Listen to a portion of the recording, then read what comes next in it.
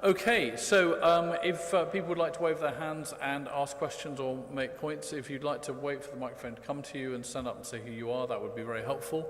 And our two speakers will, I'm sure, be happy to answer your questions or engage in argument. I've been watching Twitter, it's fairly vigorous, so I'm sure there's some comment in the hall. So who'd like to start? Hello?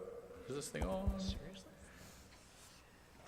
So all the questions have been answered. All right, well, I'll ask a few questions then. So, I mean, one of the things that struck me was, I think, was interesting that you might say more about is how much work this is for authors. And Rick, you sort of talked about in the good old days, you wrote your paper, you chose a journal, you sent it off and kind of forgot about it.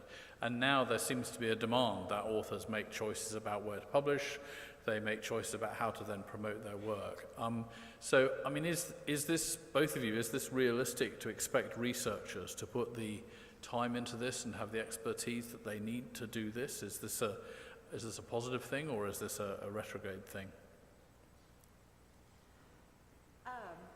I don't think it's realistic to expect them to do everything themselves. I think it is, in terms of the way things are moving, I think it's absolutely valuable that researchers are being encouraged to do more with their research and do different things with their research to actually prove that ROI and to engage more broadly.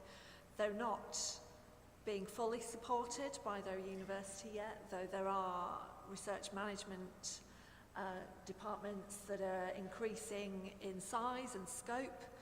I think the one piece of feedback I continuously get from researchers is that the marketing departments within universities is not yet sufficiently staffed to be able to support them in all of these broader comms and outreach activities that they're being charged to do, alongside actually doing the research and producing the journal article. I think my answer would be that this is one of those many situations in which it's really important to bear in mind the distinction between should and is. So is it realistic? No, I don't think it is. Should authors care more about that stuff? Yes, they should. So if we all agree that they should, but in fact they don't, then what do we do? To what degree do we sort of let them continue wanting what they want and not wanting what they don't want, and to what degree do we try to change what they want? And the answer to that question is going to vary from situation to situation. I have seen at close hand what can happen when you take too aggressive approach to trying to change what authors want. But I have also seen effective marketing get authors excited about things that they weren't aware of or weren't excited about before. So I don't think there's a simple answer ultimately. Okay, thank you. All right, now we've warmed up. So lady in the middle, just right there. Someone's bringing you a microphone just behind you. Thank you. I'm Danny Kingsley from Cambridge University. Hello. I'm just interested in this idea about, because I myself was a science communicator, so I'm all for interpretation of impenetrable research. But there's a book called How to Write Badly. It's How to Write Badly, Succeeding in the Social Sciences. And one of the comments he makes there is it takes a very long time to learn how to write this badly. So, and it's true. And as somebody who's tried to teach PhD students how not to write like that and how challenging that is, this is a process that needs to actually be embedded in the teaching process of becoming a researcher. And we rely on the master-apprentice system, which is entirely flawed and entirely dependent on the master actually understanding this needs to happen and to knowing how to do it and then how to impart that information. So we're kind of just hoping this is going to happen, and it's not. We need to be much more proactive about ensuring that it does. Yeah, I completely agree. And I think there are, some great examples where universities are actually supporting this really well, or even there is a groundswell within the student body actually supporting this very well. I was talking to a group of PhD students in the US recently who have set up a whole training program around this, not just for their own university, but for universities in their locale as well. But absolutely, it doesn't come naturally. But I think if we take a step back and say, well, researchers are actually trained to communicate in a certain way, to produce a certain sort of output, there's no reason why that can't be complemented with other forms of training to support different forms of output. I think some of that too varies from discipline to discipline, right? I mean, especially in the social sciences, I think well, in the humanities too, there are disciplines in which a certain kind of bad writing is rewarded and is only in fact recognized as legitimately academic if it is bad in certain ways. And that's a problem that this group is not going to be able to solve, unfortunately. But I suspect to some degree that's generational and it's going to change over time. Okay, next person, Michael, just there. Yes, Michael Mabe from STM.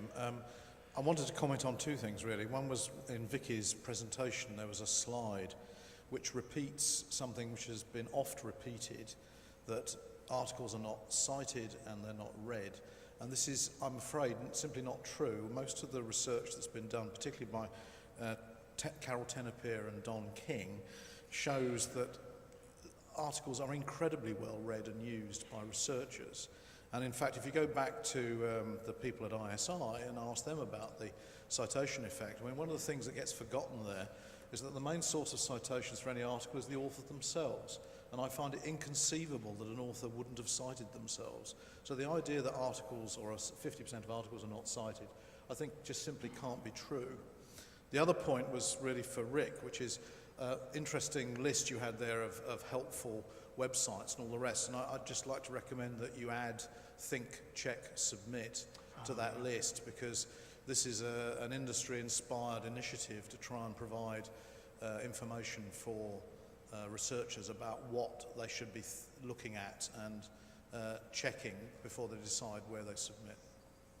Good point. I'm embarrassed that I forgot that one. Okay, thank you. Yes. Pippa Smart, the editor of Learned Publishing. Rick, you had a slide about the increasing complexity of the whole system that we're working within. And Vicky, although you didn't have a slide about this, effectively your presentation said the same. And I'd just like to ask if, both of you, do you have any ideas or suggestions on how we could simplify things to improve the environment? Sorry, what was the first part of that question? Just in terms of the simplification of the whole end-to-end process? Yeah, I mean, you've both said things are very complicated, so you're up there on the podium. What are your ideas? Yeah, I think it's a massive challenge, and you see a lot of the innovation coming from little startups that actually supplement and complement the traditional scholarly cycle and scholarly chain. I think we've learned a lot, hopefully, over the past years about interoperability and the need for new services to be embedded in that chain. I know from talking to peers that they're already looking at that. So the startups are already looking at how they can actually work with publishers, work with research institutions, and work with researchers to make their lives easier. And that isn't necessarily going to happen from day one, but I know that the thinking is there to actually make sure that these services are embedded and interoperable. And I think I would say that it's important not to fetishize simplicity too much. We pay for simplicity with the coin of flexibility, don't we? So we could have a very simple system that works very badly because it doesn't have enough flexibility. So while I presented the complexity here as something that is challenging for authors, which I think is true, I'm not sure that we necessarily want to make the system less complex. I do think we want to make it work better, but I think it's important not to assume that we will necessarily make it work better by eliminating complexity. Okay, who's next? Somebody right at the back there. If I was wearing the right glasses, I'd know who it was. I think it's Paul. Or that person will be fine. Sorry. That's okay. Yeah, and then we'll go to Paul. Toby first, and then Paul. I'd just like, it's Toby Green, OECD. I'd like to back up what Michael said with a bit of data. every single piece of OECD content that's online is accessed at least once every year. So this idea that our stuff isn't read, I just don't see the data supporting that at all. And also this fetish about impact factors. I know we all think that impact factors are pretty strange. Our work is constantly referred to in the media. Our work is constantly referred to in policy documents in governments. It's constantly referred to in works put out by NGOs, i.e. in the informal literature, and none of that is counted anywhere. And I bet as academic articles are being cited in the same places. So that I think we need to look much more broadly. In terms of getting to a larger audience, we have to think about language. Not everyone speaks English. There's a very, very large community of people who would actually prefer to, first of all, discover content in their own language. How many of you are putting out abstracts in Hebrew? For those who actually want to, who are scanning Google in Hebrew, because we're doing that. And therefore, I think we need to be doing a lot more in terms of making our content discoverable in other languages, even if the full text is only available in English, because a lot of people are hunting for content in their own home languages, not necessarily in English. Thank you. Paul. Okay, thank you. Paul Harwood from EBSCO. A question for Rick. I'm hoping it won't steal your thunder from the panel session this afternoon, but can you say a bit more about Chorus and Share? I'm interested to know, I try and follow it, but is there a sense of who's making most progress? Are they competing? Is one going to ultimately come out in front or on top? Do they coexist? What do authors feel about it? That kind of impression, which I miss, so I can't seem to get a handle on. Thank you. Yeah, I didn't go into a lot of detail because I assumed that Chorus and Share were very familiar to everybody here, and I didn't want to waste too much time talking about it. But I'm still trying to figure out some of what you're asking, Paul. And I know Alicia Wise is here from Elsevier, and I don't know if there's anybody here from Spark or ARL who can correct anything that I might say incorrect about Share or Chorus. But my general understanding is that Chorus is a system that makes it easier to discover articles that are available openly in their publisher homes. Share is a system that is designed to pull copies of open access articles. Well, it doesn't pull them into institutional repositories, but it tracks them within institutional repositories and makes it easier to find them. Share is very explicitly built on the assumption that you should deposit your article in an institutional repository, whereas Chorus is built on a model that says wherever it is, doesn't really matter. The important thing is that you be able to find it and get access to it. Are they technically in competition with each other? Personally, I would say no. You know, let 100 flowers bloom. There's no reason why Chorus and Share can't coexist. Is there tension between them? Yes, because there's tension between their philosophies of who ought to be in control of the articles. Okay. Someone else? We have a fair bit of time before lunch. We're all right. Let me throw in something as well. So it's a question for the speakers, but also in a sense for the audience as a whole. I mean, we're talking a lot about researchers and authors and how they behave and what they do. And there've been some comment on Twitter, partly from outside the room, about, well, that's all very well, where are the researchers in this conference? And it's quite interesting. And we have about half a dozen researchers or academics in the room, but that's not a high proportion. So, I mean, firstly, we could hear from those academics about their experience. That'd be interesting. But also, I'm very keen that this conference should attract more researchers and academics in the room and on the platform in future. So I'd also be interested in people's thoughts as to about how we could get more academics involved in these kind of discussions. So are there thoughts from the speakers or the room at large? I think the fact that there are relatively few may reflect in part the fact, which I believe is a fact, that most researchers generally feel that the current system is not broken. I think most of them are hearing that message from others, and in my experience aren't really buying it. Now, they may be right or they may be wrong in that feeling, but my impression is that that is the general feeling, that the system that we have now works okay. Okay. Thoughts in the room? No. Anthony, a microphone is on its way to you right now. He's behind you. Anthony Watkinson. Yes, I agree with what Rick has just said, but what we're looking at the moment in a research project is whether you can see changes in the behavior and attitudes of early career researchers, and whether there's going to be a change because they are digital natives and such like. And all I can say, the people I've interviewed so far for this, there is some change, but it's not much, and the idea that the system is broken doesn't occur to any of the people. They may quibble, but they have no alternative system, and they don't think the present system is broken. Thank you.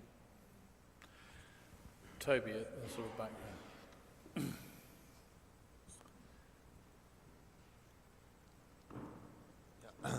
That doesn't surprise me. In my experience, trying to get authors interested in getting their content to an audience that's larger than their peer group is a very big challenge. They're simply, that's really their goal. They want to get their peer group, which could be a very, very small number of people. As long as they've got access, then as far as they're concerned, job done, because what they really want to do is get on with the next round of research. And I think that this is a really big challenge, and certainly, you know, me and my team, we spend a lot of our time trying to get our authors to get engaged with things like Kudos, and they just don't play. They're not interested. So I think we've got a long way to go to sensitize the authors, to have them understand that in fact their future research grants will only be, in fact, will be dependent on getting their work widely read and getting impact. But I think we're a long way to go yet. Okay, thank you. There's somebody on the aisle just on the left here, halfway up, and somebody's running down the aisle with a microphone right now.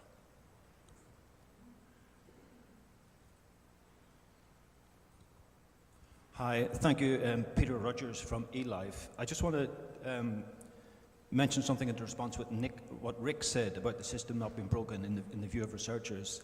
I think by and large, researchers they don't really care too much about the economics and finances of publishing, but there are a number of really big issues in publishing at the minute that they are concerned about, and some of them play into what we've been talking about.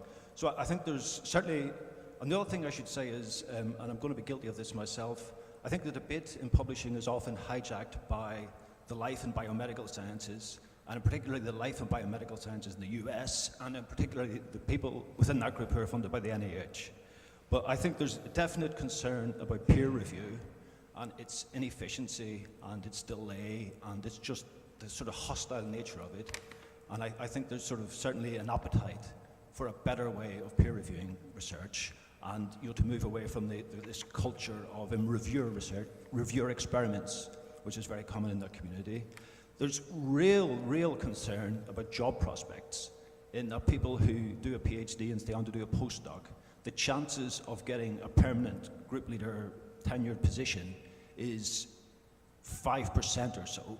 So there's real concern about that, and that's possibly and related to that, the low success rate for grants. And that all plays into an interesting way in publishing, in that to survive in such a competitive environment, you need to have big name publications in big name journals, which leads people to cut corners, which leads to, plays into the reproducibility crisis that we certainly have in certain areas of research. So I think they're not by and large worried about licenses, they're not by and large worried about predatory journals, but they're worried by these sort of career issues, of which publishing is one of the central aspects. Thank you. There's a lady in the middle near the front here who's going to get 2 microphones. So hi, I'm Emma from IOP Publishing. I'd like to echo about the career sentiment. So I often go to scholarly conferences and stuff and meet researchers, and one of the things that I hear time and time again is that in order to progress, they need to publish in a certain journal. And I've also spoken to people who are on the hiring decisions of those kind of things, and they will say they only look at the CVs of people who've published in certain journals. And I think whilst there is a core amount of people, and they probably are kind of early adopters, young researchers, that kind of thing, who really see the benefit in widening their impact, actually, for most people, it's kind of, in kind of pop economic speak, it's a positive externality that they never actually really see the benefit of. So the benefit's there for everybody else in society, and there's some wonderful things that can happen. But actually, the first job that we have as an industry is being able to translate that back to the authors and show them why they should care more, because at the moment there's no real incentive for them to do so, because actually for their personal benefit, as much as they might say in surveys, I think it's a great thing for open access, I think it's a great thing to have more impact, actually when it gets down to the nuts and bolts of what they want from their everyday lives, it's publishing in a journal that's going to make them more attractive in their career. And so that's kind of our first problem, really, is that education. Well, and it's not just education, but I think it's that if we tell them that it doesn't matter, then they know that we're lying, right? I mean, if the author cared primarily about dissemination, you would just get a free WordPress account and put your article up as a blog entry. Everybody in the world virtually would have access to that. That is, dissemination is no longer the value add that publishers offer. We can all disseminate almost without restriction. What publishers do offer is branding, and the branding matters. I think you also can't see it, all of the broader comms and outreach, they're not instead of the journal article, they're in complement to. And as Toby said, there are pressures now that go beyond you must publish in XYZ journal. The funders are actually putting on some of that pressure. Institutes are putting on some of that pressure because they know the funders are. So I think the landscape is changing and the pressures are changing. It doesn't mean that the journal article or the journal is necessarily going to be toppled, but it means that it does have to be complemented by other things. I think it's interesting that some of the arguments I heard VTech making this morning against the journal struck me as not arguments against the journal, but arguments against the journal issue. The journal issue is an absurd construct in the online environment. There is no reason why articles should not be published the moment they're ready to be published. But the journal itself, it seems to me, still offers a very important and very valuable, certainly demonstrably valuable to authors, branding mechanism. The issue is insane. The idea that you would sit on articles until you have 12 of them so that you can put out volume 24, issue number 3 at a certain time is insane to me. Okay, thank you. Just near Lindsay there. Thank you. Just going back to whether authors care about outreach, I think a lot of them do care, but they feel like it's not meant to be part of their job. They shouldn't be doing that. They shouldn't be blogging or talking to the public. They should be doing more research, and there's a lot of pressure on them not to do it and not to be too self-promoting, and that kind of attitude could be changed by universities or funders by rewarding them for doing that kind of dissemination more. That could be. To the degree that it's true, then we will have success in promoting tools that we offer to authors. If there is a pent-up demand for better outreach and promotion, then authors will respond when we offer them ways to make it very, very easy. Okay, Anthony, down the front here, and then we've probably got time for one more person. Just a quick complaint to Rick. Most large publishers do make articles available online when they're ready to be made available. They don't wait for